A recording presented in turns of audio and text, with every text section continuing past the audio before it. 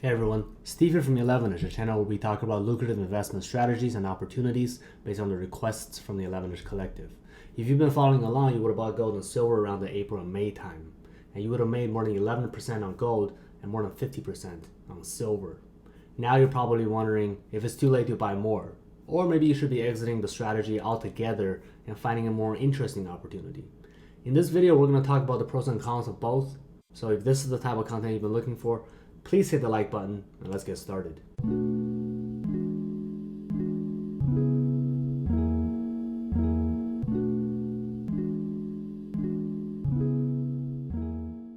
So before we move on to my recommendations, I want to give you a quick refresher on the 5 reasons why I thought and still think why gold and silver is a good investment, so that you know I'm not pulling a number out of my fajita. So when a crisis happens, for example, when a bubble bursts, when the economy goes to shit for cyclical reasons, when a global catastrophe happens, when people lose jobs, the outcome of that is that it's going to create a trickle effect where it affects the entire economy. We see this in historical data time and time again. If you took econ or went to business school, you know that most sane professors will tell you you can't predict when the bubble is going to burst, when catastrophe is going to happen. But we are in the middle of one right now. And we see people losing jobs consistently right now. So the signs are a lot more obvious than before. And therefore, it behooves us to invest like one. And one of those strategies is putting money where your money is safest.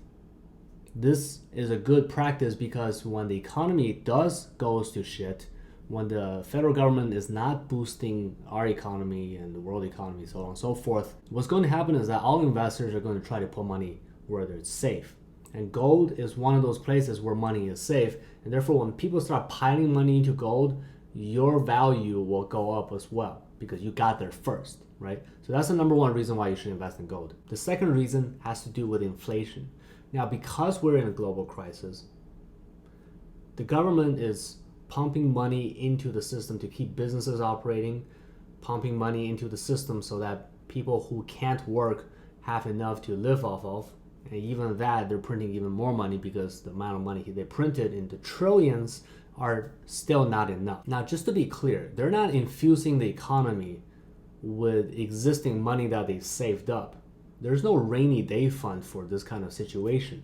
They're printing more money to prop up the economy. Now, just to give you an analogy here, it's like you selling me a pair of shoes for 50 bucks. And then I decide to go to my rich uncle who prints $50 and give it to me. Now, just to put things into context here, it's equivalent to you trying to sell me an apple for $1. I don't have $1, so I go to my rich uncle and he prints money. So he prints me $1, gives it to me, and I pay you with that dollar. On a small scale, no one would notice. But on a scale of trillions of dollars, eventually you'll be like, what the fuck, Steve? That dollar is not worth the dollar when I asked you for it because it came out of nowhere. You basically created a dollar. And therefore, you're going to raise your prices. And when everyone starts raising price on goods and services, inflation kicks in and natural resources will start to worth more money because it costs more to buy natural resources. Hence, gold and silver. Now, the third reason is that gold and silver is finite. Now, that might sound obvious, but people don't really understand the scale of how finite it is. It's so finite that an ounce of silver takes $25 to mine. If you mined a metric ton of dirt, you would get $15 worth of gold. Now, if you think about what gold and silver is used for, not just jewelry, but a ton of industrial applications, like within your phone there's gold and silver, within your headphone plug there's gold and silver, and on top of that people buy gold and silver bars as well, so that also creates scarcity. Combined, even with all the recycling programs in the world, we're losing gold every single year, and therefore scarcity makes gold and silver just naturally become more and more expensive, even without a natural disaster. Now, the fourth reason might sound funny to you, but people are really hoarding this shit. If you go to the 2 prominent websites where they sell gold, which is JM Bullion and AP Mex, these 2 sites, I've never seen it before until recently after COVID, where they're literally selling out on 10-ounce gold bars. So essentially these $10,000, $20,000 gold bars are being sold out because a lot of people are expecting natural disasters. A lot of wealthy people are expecting natural disasters, and they're hoarding the shit. The outcome of hoarding in general is the cost of product going up because there's less supply. The demand, even if it stays the same, if supply goes down, the cost will go up. The last point has to do specifically with silver, where Samsung is doing research for silver compound batteries. The battery life is longer and the battery lifespan is longer as well. So, I mean, if Samsung makes this work, I don't think we need fuel cells ever. That's just gonna be never cost effective. And our battery lives, our regular phones, they're gonna have a lifespan like candy bar phones. I mean, it'll be mwah! I'm so excited. I'm really, really excited. It sounds like they're relatively close, and I think this is a worthwhile speculation. Okay, now that you know why I'm invested heavily in gold and silver, let me tell you what my next move is. As of right now, when I say heavily, I mean like a fifth of my portfolio, a fifth of my bankroll, and that is frankly a lot of money. I cannot pour more money into it. If you're investing in a relatively modest way, I would frankly recommend that you pour more money into this. Also, I'm not taking any money out because I believe in what I'm selling here. And at the same time, the Fed is still putting more money into the economy. The whole world is basically trying to create stimulus packages all over the world, right? And that in itself will have this consequence of inflation. Secondly, gold and silver being worth a shit ton of money and growing like crazy, it hasn't fully been picked up by the news yet. When that does, I fully expect the Robinhood community to start hyping the shit out of this, and the stock is gonna pop like crazy. And this is why I'm holding on to gold and silver. I just can't put more money into it.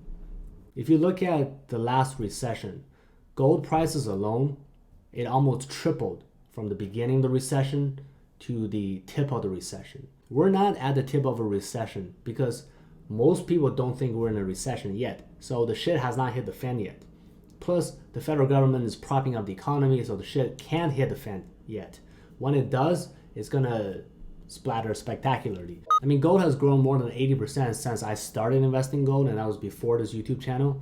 And I'm still expecting for the next 6 months, probably another 30% growth, if not slightly higher. So that is my current short-term benchmark. If it hits 250, I will reevaluate the situation. And if you're thinking about exiting the situation, I completely get it as well.